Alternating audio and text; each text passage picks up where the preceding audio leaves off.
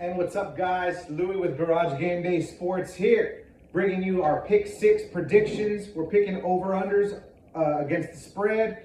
Didn't run so well last week. Went 2-4, so those Pick 6 out the door. They go in the trash. We're not going to worry about them. We're going to focus on this week. We're going to right the ship. We're going to right the ship this week. Let's go ahead and get started with a Red River Shootout. Texas, Oklahoma, Texas State Fair in Dallas. This line opened earlier this week at 7. News this week of Quinn Ewers possibly coming back to play against that putrid Oklahoma defense kind of swayed the line. The line jumped up to 9.5 now in Texas's favor. It's now kind of calmed down, settled down a little bit at 8.5. So give me the Longhorns, giving 8.5 points. This Oklahoma defense is just in all sorts of trouble right now, giving up 96 points the last 2 weeks. They got torched by Adrian Martinez in Kansas State on the ground. Max Duggan in TCU racked up almost 700 yards of offense, including almost 500 in just the first half alone. The Sooners are in big trouble right now. We don't know the status of Dylan Gabriel. He's in concussion protocol, whether he'll play, and if he doesn't play, no matter who the backup for Oklahoma is, they'll be making their first career start in Dallas. Shout out, by the way, to General Booty, Oklahoma's backup quarterback. Hoping you get the starting nod, dude. Best name in college football today. But give me the Longhorns. Xavier Worthy will probably have another huge game. He lit them up in this game last year. We'll get a healthy dose of Bijan on the ground. And Quinn Ewers, just the best remedy for someone coming off of injury. We'll be facing a really, really bad defense right now, capable of giving up big plays. So give me Texas minus 8.5. Bama, Alabama, Texas A&M in the nightcap. Squaring off in the SEC. Give me Alabama minus 24 right now. A revenge game for Nick Saban against Jimbo Fisher. Jimbo and the Aggies upset him last year. He's going to want revenge for that. The Aggies have a horrible offense right now. They cannot get anything going on the ground, in the air, nothing doing. So I expect the Aggies to struggle mightily on this Alabama defense. I don't see them scoring more than 14 points maybe, and Alabama's going to light them up. Nick Saban's going to have those guys ready to rumble, especially after the upset that happened last year. They're going to want revenge. They may jump out to a huge lead in the first half and kind of coast after that. They got Tennessee to look forward to next week, so in a possible clash of the unbeatens.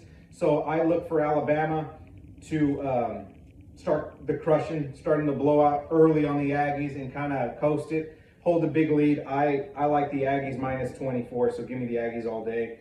Another blowout on the horizon, Ohio State, give me the Buckeyes minus 27 against Michigan State.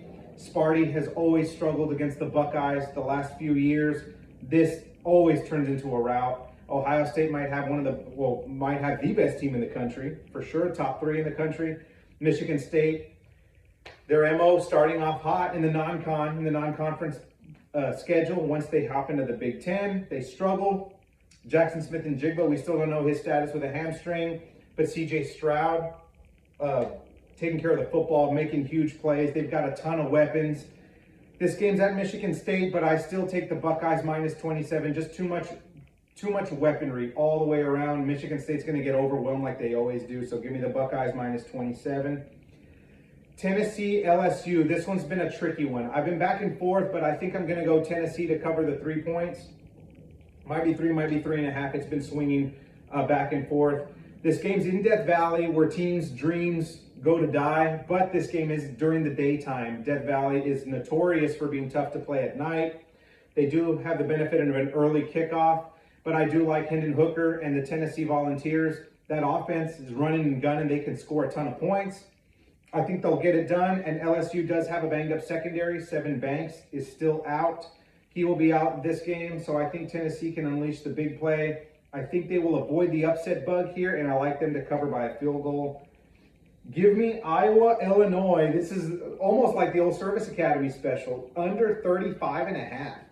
This is basically, I almost went the over on principle alone. If the number's so low, you want to go over. If the number's so high, you have to go under. I'm going against that principle because you've got 2 elite defenses in Iowa and Illinois, but you also have one horrible offense in Iowa. Spencer Petras and that Iowa offense is one of the worst in the country in the Power 5 level, or in the FBS level, actually.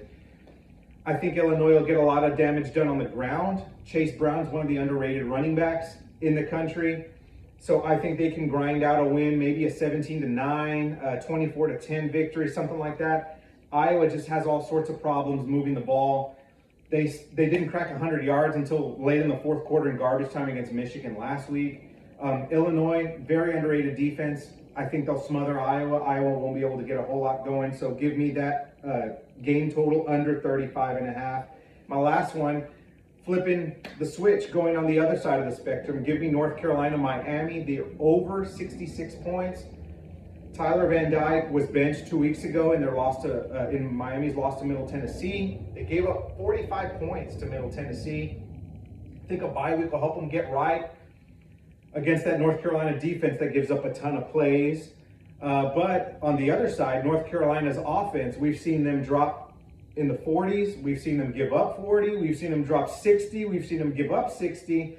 But they also have one of the best quarterbacks in the country that's not getting talked about near enough, Drake May. 19 touchdowns to just one pick. I think he'll have a field day against Miami, but I think Tyler Van Dyke will also have a get-back game going up against that North Carolina offense and coming off a bye. The easier play to me is going the over. It would be a coin flip whether you're taking North Carolina or Miami, but to me the easier call is the over. So give me the over 66. So to recap, give me Texas minus 8.5, Bama to cover the 24, Ohio State minus 27, Tennessee to cover the field goal, Iowa, Illinois under 35.5, North Carolina, Miami to go over the 66. This is Louie. Those are my pick six. Happy College Football Saturday, everybody. See you next time.